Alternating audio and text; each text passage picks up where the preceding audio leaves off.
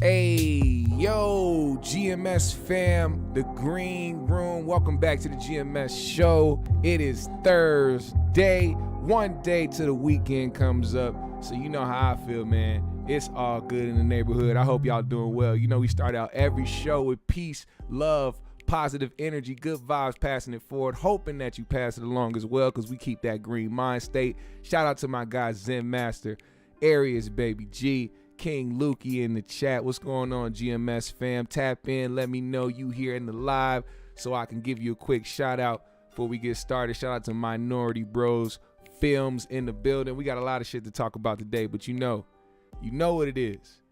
You know what it is, baby. I'm happy, man. It's a good day, man. We got the weekend coming up, man. We got good things happening. Vail is in the building. What's going on, man? Happy Thursday. Happy Thursday. One more day till Friday. You know, tomorrow we got 3Gs, so make sure you subscribe and tune in tomorrow night, 8 p.m. Now, let's get started. We got some things to talk about, man, on the list, but first and foremost, I got to get to this, man. Hip-hop legends and icons are at odds right now due to, you know, circulating business rumors. You know, it's been top of conversation for the past, I don't know, few years or so, about Diddy being the culprit in stealing money from his artists. What up, Trey 979, Ace of Spades, DJ B, ENT in the building. I see y'all. And a lot of artists have spoken up. And a lot of artists, well, not a lot, but quite a few, a nice handful of them can't speak up because they are now deceased. You know, rest in peace to Biggie, rest in peace Craig Mack, rest in peace to Black Rob. You know, the list goes on, but there's always been this lingering rumor, and people have been coming out to give their opinions on how they feel about how Diddy ran his Bad Boy Records. Now, Mase claimed that Diddy owed him a lot of money.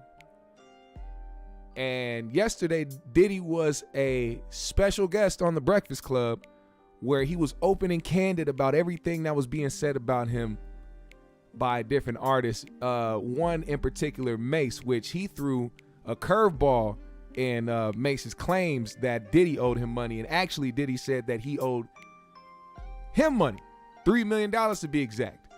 So let's hear what Diddy had to say for the sake of, you know, copyright infringement. I won't play the video, but listen to the audio here. Just an executive, or is it one of those things like I told you?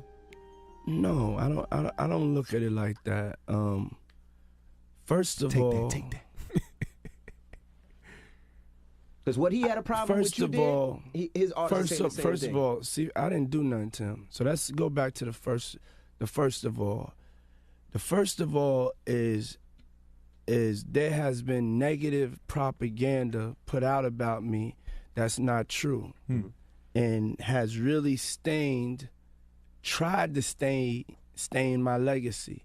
I've always been a person, I don't like to get in just talking people's business and things like that. But not right now.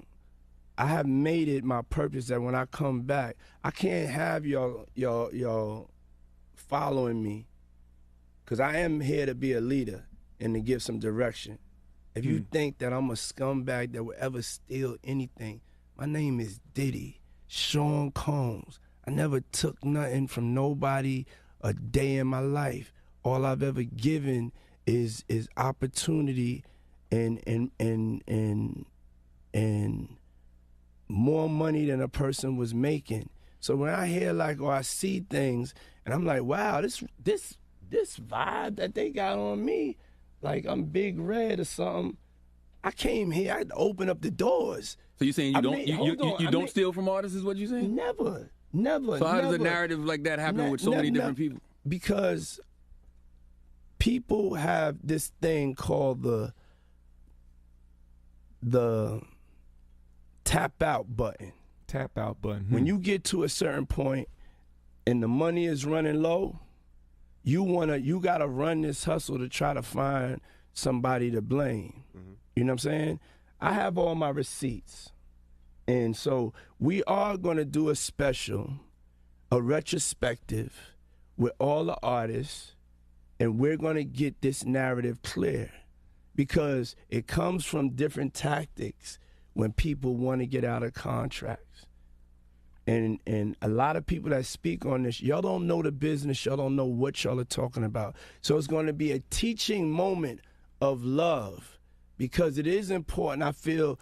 Never forget that he used to call himself Brother Love. For your reputation. I'm going to fight for my reputation. I'm going to fight for the honorable man I am, the righteous king that I am. I'm not perfect, you know what I'm saying? There could have been an accountant mess up on this one or that one, things that happen in the business. But me actually, I'm running a hustle to get money. I started delivering papers at 12 years old. I was a millionaire when I was 19, you know what I'm saying? And so I will be making sure that the truth comes out, because that's not going down in my legacy. And to me, that's the worst thing in the world, is a thief. The thief is the worst thing. His hand should be chopped. Her hand should be chopped off. His or her hand should be. That's the way I feel about somebody taking something from somebody that ain't theirs. You know what I'm saying? When you could go out and you could go and work for something. And so that right there, I just in general, the Mace thing. I did one album with Mace. One album. How much money do you think I owe this guy? One album, and then he became a fake pastor. And went and conned people. And then y'all gonna let him throw dirt on the God's name? Oh Lord. I wrote each and every one, and each and everybody could come and step up. Bring your receipts. But I'm not playing. I'm back outside and I'm fighting back for us. And I'm also do a little fighting back for me. You know what I'm saying? So how much money and I'm just throwing this out, how much money does somebody like a Mace owe you? Because the reason I Mace say that, owes me $3 million. That's facts. I got the receipt. Second album, you gave money to do second album, never delivered. Did the album, never delivered. You know what I'm saying? And I'm not going to go back and forth with Mace. You know what I'm saying? I'm not going back and forth with nobody. I'm just going to, if I'm here, I'm going to speak up for myself. I'm going to speak up for myself now. So, it seems as though Mace allegedly owes Diddy $3 million. See, the business is the business. And when you sign those contracts, when these labels come to you, you got to understand that you are obligated to fulfill your contract. If them niggas say they are signing you to a $3 million deal for one album, 5 albums, 10 albums, you have to deliver 10 albums before you can do anything. And the problem is, a lot of artists, not that, majority of them aren't creative enough to come up with 10 albums, they just think that they can just create them things and that's it. No, you have to get approval from the label. If you have a hit that has a sample in it, you got to get it cleared. Sometimes that shit doesn't clear, and now you got to wait even longer to get this album out while you already working on the second one or the third one. You got to understand, the business is crazy. It's not what you think. The best freedom, I gotta say this, the best freedom that you could have as an artist is to be independent. If you are independent, you will have the creative freedom to make whatever music and albums, however many you want, without an obligation of trying to get one, rush your art, rush your work, and have some bullshit come out for the public just so you can fulfill a fucking contract. And what it sounds like is that Mase got $3 million for a second album and never delivered the second album.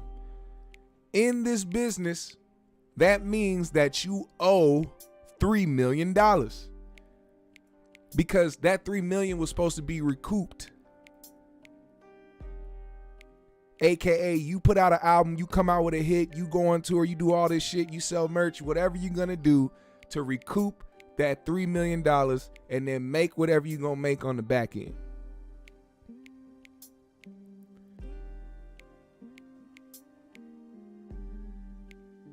Now, that's the business part.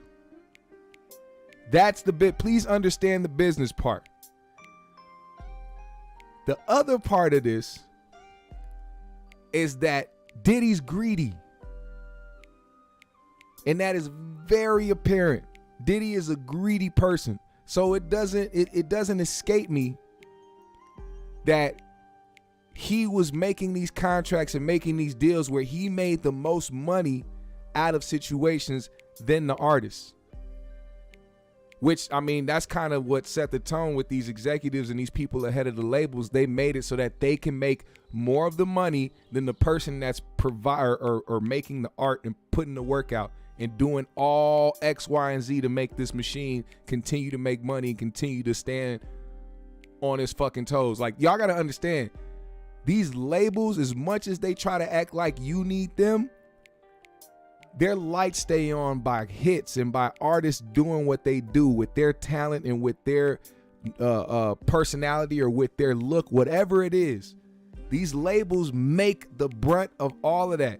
And if you don't have an artist on your label that's currently giving out hits, it's only a matter of time until your shit crumbles.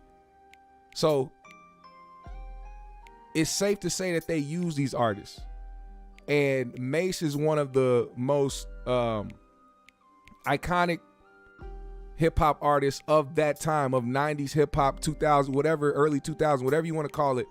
He was one of the most iconic of that time and put out some great music and actually help, you know, he just everybody who has solidified themselves in this game and has longevity has imprinted themselves in this game and should be respected as a legend regardless of whatever it is that they got going on. But that fake pastor line was hilarious. I have to say, if you think Pastor Mason Bethel was a good idea, leave the show immediately. I don't want to hear that shit. That was the biggest money grab of all time. Do you understand how confused the world was when they found out that Mase became a pastor? God damn. I mean, how left field was that shit? Pastor Mason Bethel. Then this man wanted to do a welcome back, which that song was actually dope. I love that song. That song was an anthem. And some people have the gift of just making hits, man.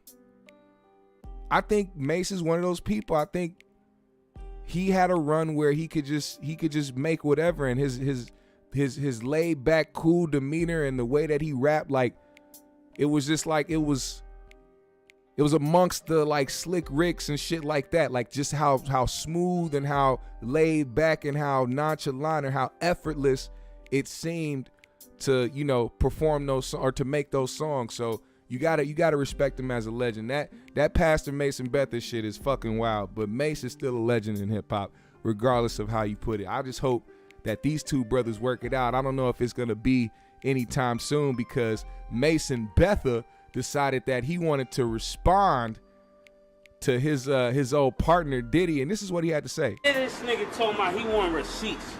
Let's start with your mother, nigga. Your mother got the receipts, nigga. He should have took the grill out his mouth. He should have took the grill out his mouth when he was doing this, because this looks crazy. Mace, I don't know how old Mace is, but you got to take the grill out your mouth, man. This looks crazy. I hear what you're saying, but the grill is fucking up the video. This nigga told me he want receipts. Let's start with your mother, nigga. Your mother got the receipts, nigga. Everything is in your mother's name. That's the one who got the receipts, nigga. You need more proof, nigga?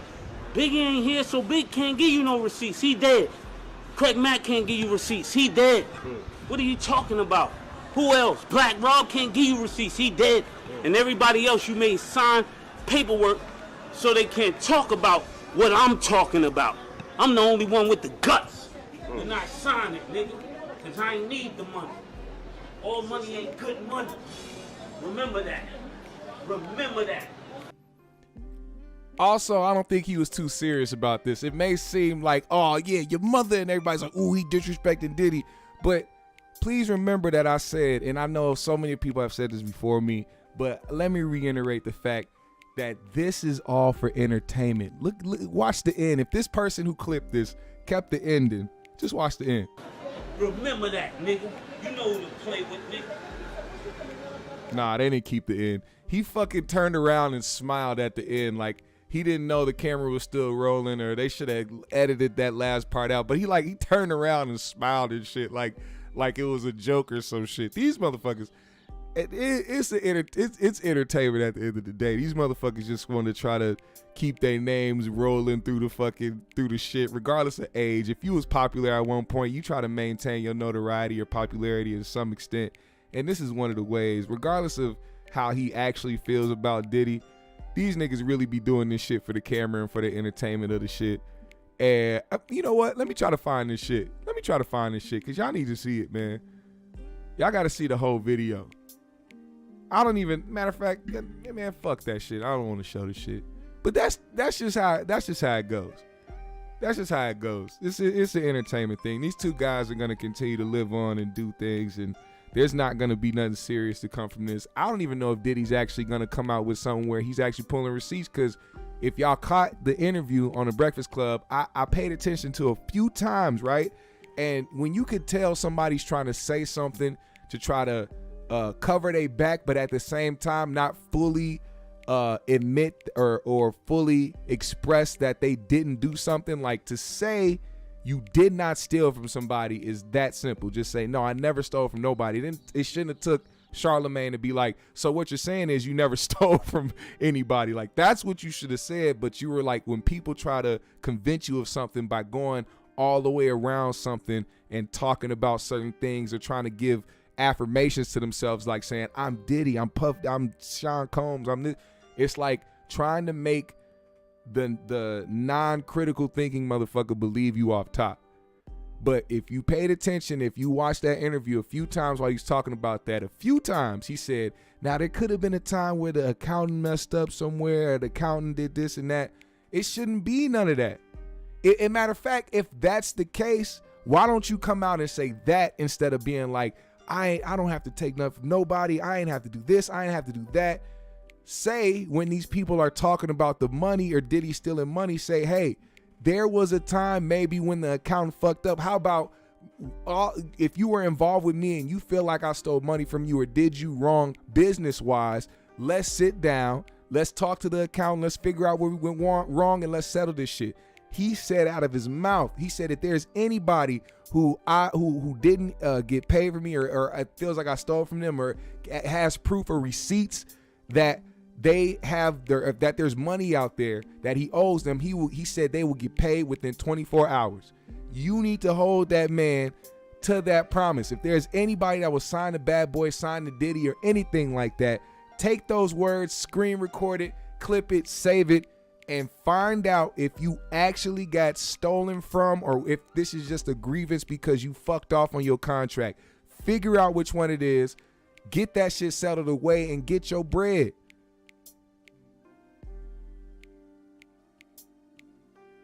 So, listen, Mace, Diddy, I hope you two brothers can work this out.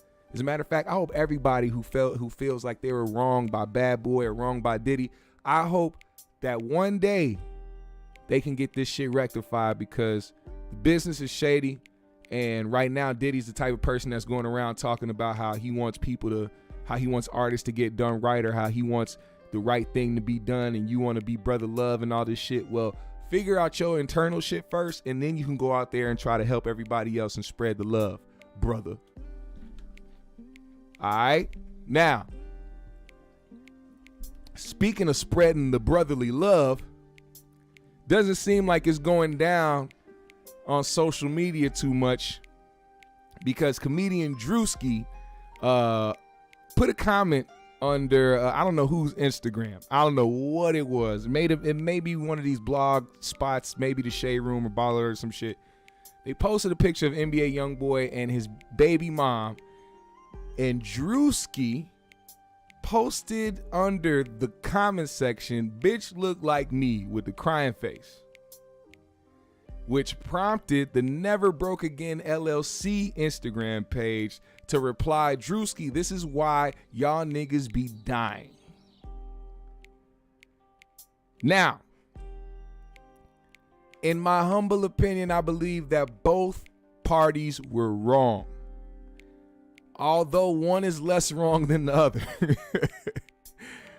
Druski is a comedian. He's a guy that, you know, he tips the bar. He tiptoes on the line, and he does certain things. He says certain things. For the most part, Druski is a very funny individual. Sometimes, though, doesn't matter who you are, doesn't matter how famous you are, doesn't matter the notoriety that you have accumulated, at some point you will put your foot in your mouth. At some point you will put your foot in your mouth, no matter if it's a fat ass, stinking ass foot. I love Druski. I think Drewski's fucking hilarious, man. Drewski's one of the funniest people of this generation. And I'm saying that regardless of him being a newer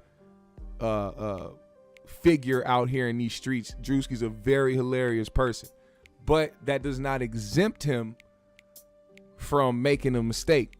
Now, I haven't heard if he said anything about this or replied about this or made a joke about it. All I know is that some things you just shouldn't say. Some things you should keep for the group chat, dog. Some things you don't have to comment on and say, because this is the type of reaction. Now, why I say both parties were wrong is because the Never Broke Again LLC, I don't know who runs that Instagram page, but if it's not NBA Youngboy, this person could quite possibly get somebody who is a convicted felon locked the fuck back up, because they want to maintain an image on social media instead of really being those type of people in real life and hitting Druski behind the scenes like, "Hey, bitch ass nigga, why would you say some stupid shit like that? You realize niggas die for dumb shit like this." Even though Druski said it publicly, I feel like even though he said what he said can be disrespectful, you can put yourself in a fucked up position in life just by replying some crazy shit like, "This is why y'all niggas die." Now, even though it wasn't a direct threat, it was a very passive aggressive threat. And given the history and certain people involved with, you know, the NBA Youngboy crew and shit like that, these aren't some young guys to be playing around with or to be on the internet, you know, going back and forth. So keep the comedy to comedy, comedians, and street niggas, keep that street shit to the streets. The internet is never a place to bring this shit to. Regardless, I think he owes NBA an apology. And that's just how it goes. Never talk about somebody's baby mom. You will never know how the reaction might be. You could possibly lose your life.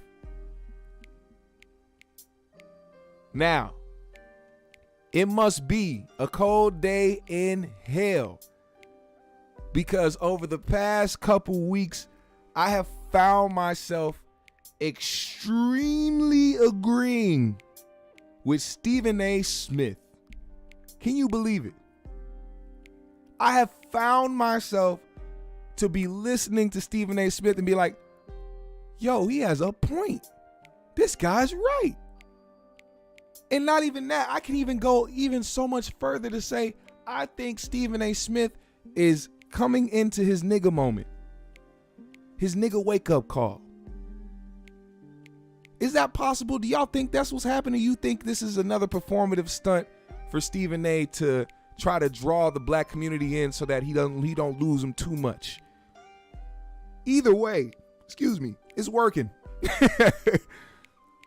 Because I have been watching and I have been paying attention. I have been agreeing with the things that he's been talking about. And I'm very surprised that he is taking this stance to really speak up on behalf of black men.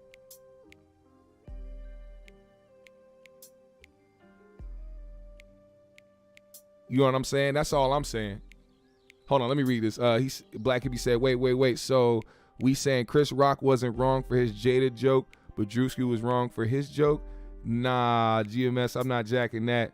No. That's not what I'm saying. That's not what I'm saying at all. I'm saying if you talk about somebody's baby mom, you will get a reaction. That's the same thing I said about the Chris Rock situation. Even though I know that Will Smith took it too far, and if you paid attention to what I said in the beginning, I said both parties were wrong. Both parties were wrong.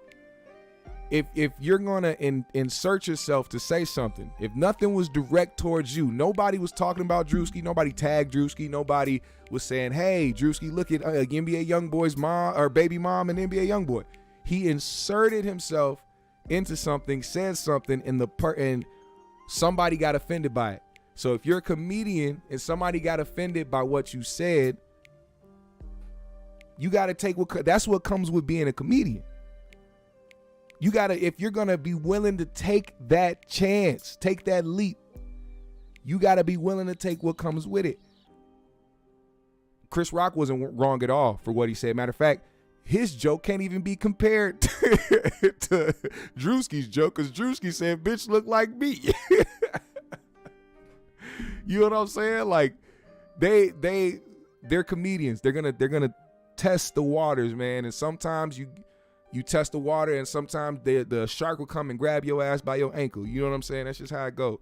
But I'm always gonna fight for people to express themselves how they want to. Say what you want to. Just be prepared for the consequences. That's all. You know what I'm saying? All right. Now, Stephen A. Smith was on the Breakfast Club talking about Ime Udoka. And what I realized today was a whole bunch of different light bulbs went off in my head. Now, remember when this shit came out in the first reports where it was a consensual relationship, right? It was consensual and he got in trouble for violating or whatever the policies were. All right, cool. Then as more information came out to the people in charge, the people in these shows like the Stephen A's and people at ESPN and the Matt Barnes and the podcast or the sports podcasters and shit like that, then the narrative started to change. So when Matt Barnes came out and said that he retracted his statement and that it's more worse and nastier and uglier than we think, it basically spread a narrative that the guy did something worse than what we thought. Now that I listened to what Stephen A. had to say on the Breakfast Club, I get it now. And on top of that, just the rumors that Ime didn't just smash the VP, but he quite possibly smashed the owner's wife. It makes even more sense. And the way that Stephen A. put it, you just have to hear. Just listen to this real quick. Just take your ear to the speaker, motherfucker. Angle. There's no excuse for him to find himself in that position that he was in. But my position religiously was, it's none of our business. There's no reason on earth that you can justify to me why the Boston Celtics had that press conference while we're having this discussion. Mm-hmm. That was an HR matter. Mm-hmm. Yep. I've been covering sports for almost 30 years. I'm telling you, every year, there's stories like this. Every year. Mm-hmm. you don't see it being discussed. You hear about the cat getting fired, and you hear rumors as to why, but you don't know. It's not validated by the organization. And then, I took it a step further, and I mentioned his blackness only from this perspective. Pay attention. You kept him, you retained him, you didn't fire him. That means no one has the right to come and get him. You suspended him, but it was indefinite. You said, I'm gonna suspend you for a year, but then after the year, we're gonna look into it. I mean, that's BS, all right? You probably docked half his pay, because that's what my sources told me. You docked half his pay. And I'm like, so he can't work. He can't go elsewhere. You docked half his pay. His future's up in arms. That's right. Oh, shit. And you publicized his personal business because the press release, the report said consensual relationship. Now, you might have violated organizational policy and all that. You hear those 5 things? You hear those 5 things? What is a 5-letter word that y'all can think of, right? You got all 5 of these things to try to destroy this man. What's a 5-letter word that you can think of, huh? It rhymes with clear. It rhymes with clear champagne, motherfucker. That's what the fuck is happening. Clear champagne, if you get what I'm saying. But it said consensual. That's right. So essentially, all of this has happened because of a consensual relationship. Now, we don't know her status, and even if we did, we can't say because, they haven't revealed that information. You can get sued for stuff. Glittery Bubbles, you said something more prolific. She said lynch. Damn, I wasn't even there yet. You took it to the whole Zoe Williams route. Like that. But go deeper. Here's what I know about him. He ain't married.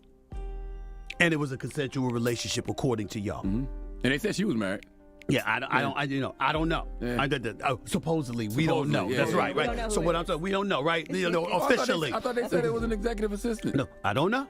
Oh, I don't know. Stephen said, I'm not getting sued. I don't know. Let me ask you a question. Do you think To be clear, Stephen A. does know. Stephen A. absolutely knows. As a matter of fact, he revealed that on The Breakfast Club that he, in fact, does know the ins and outs and the facts of this situation, which is another reason why him speaking the way that he is lets me know that this has nothing with a Me Too. This has nothing with a using his power to his advantage. He didn't force nobody. He didn't coerce nobody. He didn't groom nobody. There was nothing of that sort that happened. Everything that he is speaking on is for the simple fact that this man stuck his wee-wee in somebody who was very important's wife's coochie, and they are trying to destroy this man for it. Granted, he put himself in this situation. I can't feel too bad for Ime Udoka because he made the choice to do so. He knew wholeheartedly that if it came out that he was smashing the owner's wife, allegedly, that his life will come crumbling around him, but he did it anyway. Let's finish this, and I got another theory for you. Will ever get the full story? Hell yeah. Okay. You can't. Not just that. You can't do what you did with this man, and there's not going to be an uproar at some point. And I said it, and then people was getting on me about that. I said I know plenty of white dudes that's screwing around in the office in sports. This stuff wasn't publicized. I know at least 3 dudes personally that got fired because of it. It was never publicized. We heard about it, but it was never publicized. And guess why? Because they working for another team now. Not in the capacity that they were. It might have been on a lower level, but they still are employed in the same with the same brand. Now, in other words, these people that Stephen A. is alluding to are people that probably fucked the cheerleader or probably fucked one of the ball girls or one of the staff members in the back who wasn't the wife or the girlfriend of a VP or owner or or sports operation or assistant coach or this guy. It was just a random girl, and because it's against the policy of that organization, they said, you know what, we have to let you go, but you will have the opportunity to work somewhere else. You can be their problem. But with the Ime Udoka situation, see, he stuck his thing where it shouldn't have went. And that was the owner's wife, allegedly. And when you hear about those 5 different things that Stephen A. mentioned, when it comes to his position, when it comes to how much he makes, when it comes to how they put the story out, how they went and started to muzzle certain people, the Matt Barnes and the so-and-sos of the world, to try to have them not speak on this situation and retract their statements. They're trying to heavily control this shit. He also made a good point. He said Ime did what the president of the Celtics couldn't do over the past, I don't know how many years, and that's take the Celtics to the finals. And he was making $3 million for the year. And if he would have, and this is what Stephen A. said. He said if he would have brought them back, not even to the finals, but the semifinals, he would have been able to go back in that office and negotiate his contract to get triple what he was making. He would have been a 10 milli boy. And he fucked that over because he wanted some pussy. This is a good lesson for a lot of motherfuckers out there who are in a position that they can actually take advantage of and capitalize off of and do great things for or with. Don't let no coochie take you out of your position. Now, I have a theory. I have a very strong theory, and I'm gonna need y'all to stick with me on this. I have to get this off because I was thinking about it. I'm like, man, I was driving earlier. Me and my fiance, we sitting there, and I'm like, man, I'm talking about the situation. I said, hold the fuck up. This guy, he quite possibly smashed the VP's wife, the owner's wife. He was out here smack, and he was the head coach. There's no way he didn't know. Maybe this guy did this on purpose. Maybe this guy's sole purpose wasn't to actually be the head coach of the Celtics. Maybe he was brought here on a mission by Wakanda to go and actually fuck he went to the most racist fan base organization in the NBA, the Boston Celtics. He infiltrated. Think of his goddamn name. His name is Ime Udoka. You want to know why they doing what they doing to him? Because when they brought him in to confess, or to ask him what happened, guess what? My man stood there with his 2 toes. And he said, he showed his Wakanda tattoo. He said, Wakanda forever. The nigga took off through the goddamn roof. This was his mission. Do you understand? If you think about it, please think about it. This is a possibility. He did it. He ate the sacred herb, and he infiltrated this organization, and he took out every single white woman with his Wakandan sword. Now he don't care. He made his money. He said, in the week, I made $3 million. I fucked every white woman in the organization, and I made $3 million for it. Do you think this? Look, man, call me high. Call me whatever you want to. I don't give a fuck. This is a good theory. And we got to put this shit out to the masses. Matter of fact, somebody clip this shit and post it somewhere on the internet so they can hear this shit. Ime Udoka is doing the Lord's work. Wakanda forever. Now listen. Speaking of doing the Lord's work and speaking of Wakanda, speaking of such a beautiful black representation, we've been having some bad representation in the community.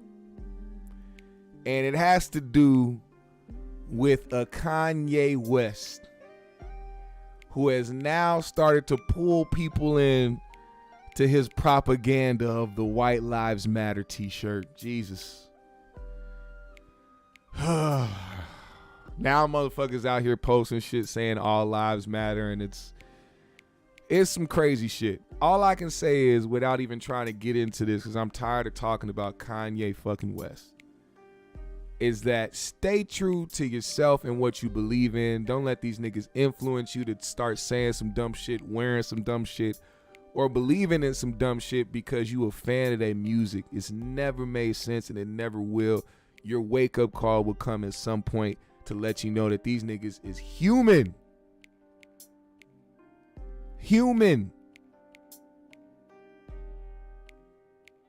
All right? They are no gods. They are not special, more special than X, Y, and Z. These people are regular human beings who are good at making music and can make some homeless clothes.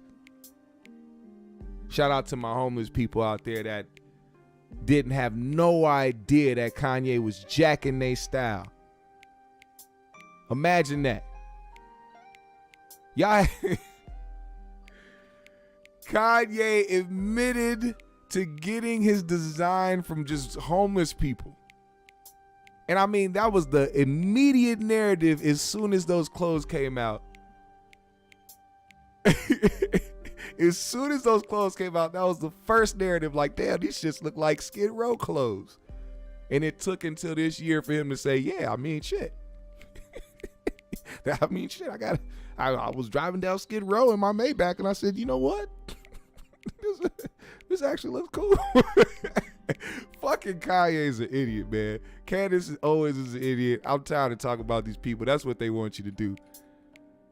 That's what they want you to do. That's what that shit is. That's why I don't want to keep speaking on those guys. I will say this, though.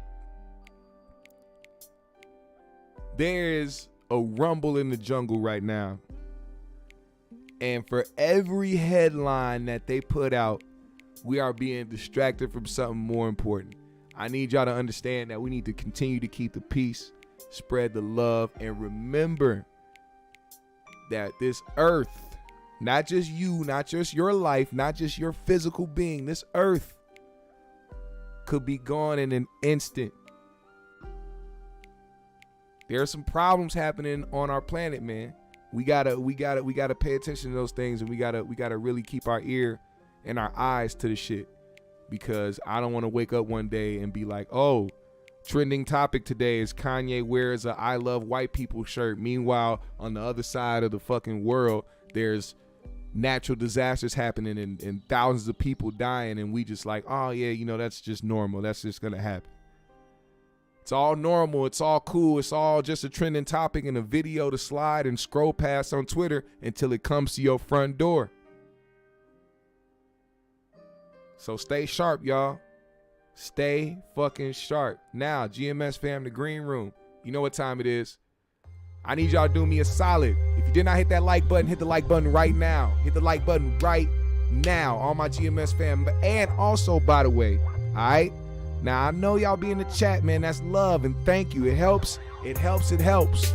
But one thing that also helps a lot is when you leave those comments in the comment section when the live is over. I don't mean right here in the live chat. I mean when the live is said and done and this shit is off the air, come back to the video and leave a comment.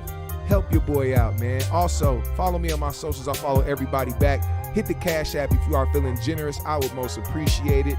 Thank y'all for pulling up on me, GMS fam. I appreciate y'all a lot. I smell hamburger helper. I smell hamburger helper. It smells scrumptious. I haven't had a hamburger helper in a long time. I'm gonna go down and I'm gonna toast up some bread, put some butter on it. I'm gonna eat that hamburger helper with some hot sauce, motherfucker. I'm excited for it. I gotta smoke this joint. Get a nice little appetite. Go smash out. Shout out King Lukey, Trey979. I see y'all putting the GMS in the chat. Shout out CDT Beats. Binky Bianca in the building. Willie Rouse in the building.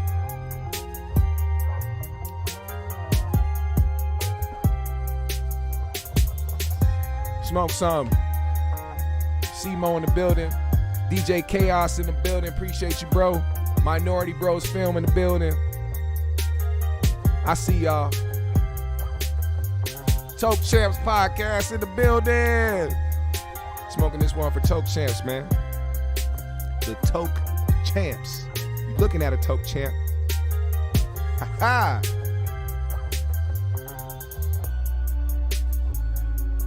For everybody that just commented GMS in the chat, I want to see y'all do that in the comment section when this live is over too, man. Don't play with my heart, man. Don't make me do this, all right? Don't make me look crazy. Let these people know y'all really fuck with me out here, all right? Y'all be live in this motherfucking chat. Hey. GMS fam, the green room, it's a good Thursday. I gotta go 10 back to reality. I hope you will too. Shout out to the Craig Facts Podcast. Make sure y'all go over there and tune in. Tell them I said what up. I'll probably be over there too in the chat, so I'll see y'all there. Much love, GMS fam, the green room. I'll see y'all niggas tomorrow for 3 Gs. Make sure you don't miss that. 8 o'clock tomorrow night. We out.